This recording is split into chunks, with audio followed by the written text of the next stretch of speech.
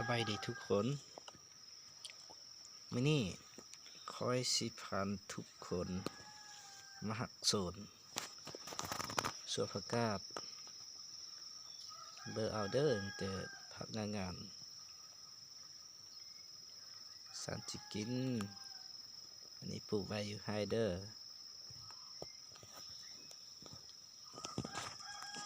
ปลูกไว้กินอย่างเก็บเกี่ยวอย่างเกี่ยวข้าวนี่แหละ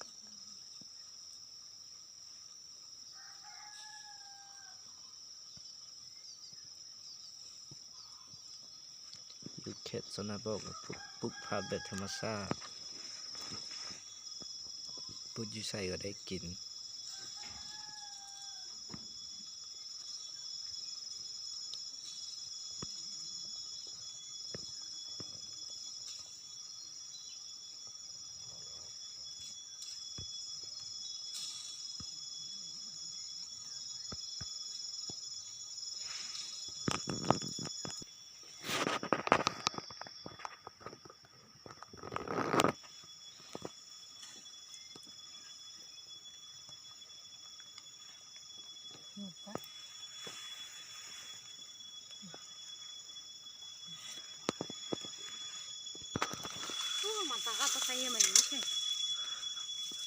เขา